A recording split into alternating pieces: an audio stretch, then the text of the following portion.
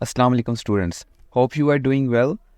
हमने पिछली वीडियोस के अंदर डेफिनेशंस के बारे में पढ़ा था, लैंग्वेज डेफिनेशन के बारे में, और चार तरह की हमारे पास डेफिनेशन थी। The first one we have descriptive definition, second we have recursive definition, third one we have is finite automata and fourth one we have is regular expression.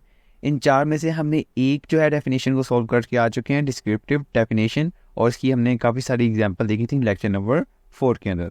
Lecture number 5 के अंदर हमने इसको डिस्कस करना है recursive definition of a language. Language को define करने का recursive method कौन सा है, आइए शुरू करते हैं।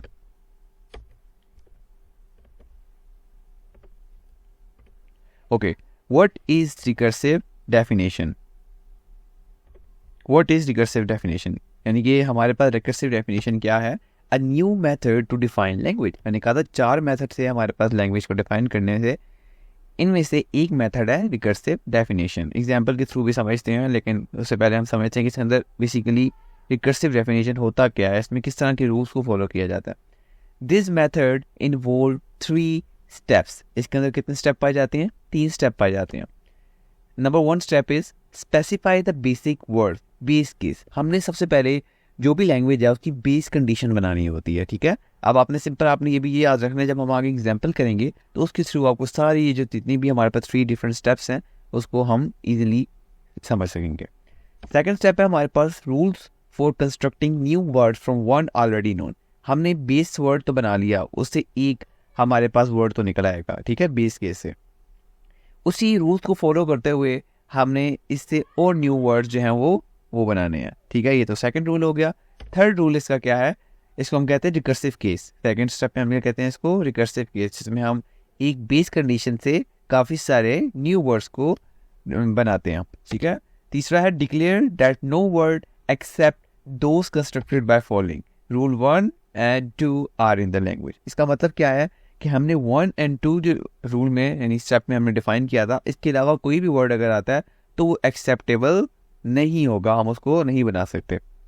ओके, ये 3 स्टेप तो हमें समझ आ गया। अब इसकी करते हैं हम एग्जाम्पल के थ्रू ये किस तरीके से हल होगा।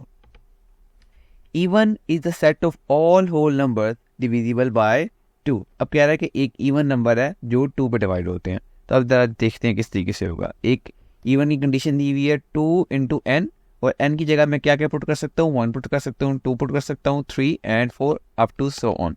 अच्छा, अब इसको डिफाइन किस तरीके से, रूल्स की अकॉर्डिंग किस तरीके से डिफाइन करेंगे? सबसे पहले इसकी बेस कंडीशन निकालेंगे। सबसे छोटा नंबर जो है वो 2 पे जो डिवाइड होता है वो कौन सा नंबर है?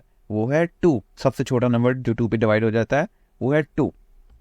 अब इसी की कंडीशन को यूज़ करना है। अब देखो, आपको ये पता है 2 के बाद 3 तो जाएगा नहीं, देन हमारे पास 4 जाएगा, फिर 4 के बाद हमारे पास 5 भी नहीं जाएगा, 6 जाएगा। तो आप क्या देख रहे हैं कि 2 के बाद जितने भी इवन नंबर्स हैं वो हमारे पास किस पे जा रहे हैं? 2 पे डिवाइड हो रहे हैं। तो यहाँ पर आपने एक कंडीशन क्या बना ली कि जो भी हमारी x है, इस केस में x जो था वो हमारे पास 2 था, 2 में 2 प्लस करो 4 हो गया, फिर हमारे पास ऐसी वैल्यू 4 जाएगी, 4 में फिर 2 प्लस करो तो आ गया 6, तो हमारे पास 6 आ गया, ठीक है। तो वो भी हमारे पास 2 पे डिविजिबल होगा। इस तरीके से हम 2 ऐड करते जाएंगे और आप देखेंगे कि वो 2 पे डिवाइड होता जा रहा है।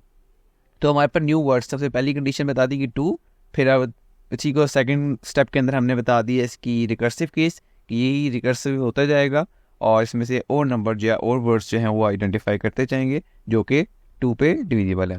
थर्ड स्टेप, जिस तरीके से मैंने आपको पहले बताया था कि rule number 1 and rule number 2 के बाद यानी इनके अलावा कोई भी अगर वर्ड आता है तो वो एक्सेप्टेबल नहीं है, उसके अलावा कोई भी वर्ड हमारे पास एक्सेप्टेबल नहीं है, उनको नहीं बना सकते, ठीक है। अब इसको प्रॉपर इसकी डिस्क्रिप्टिव जो है ना इवन नंबर की प्रॉपर डिस्क्रिप्टिव डेफिनेशन को समझते हैं किस तरीके से मतलब हमने करना है। प्रूफ क्या करना है कि 12 इज इन इवन, 12 इवन में है कि नहीं। अब देखा हमने जो पहले चेक किया था, हमने जो 3 स्टेप बनाए थे उसमें 12 जो था वो आ रहा था, ठीक है। अब हमने इसी को चीज़ को प्रूफ करना है, कैसे प्रूफ करेंगे? अब आप देखें डिविजिबल बाय 2, यस, कैसे यस? सब आपको पता है 12 जो है वो 2 पे डिवाइड होता है।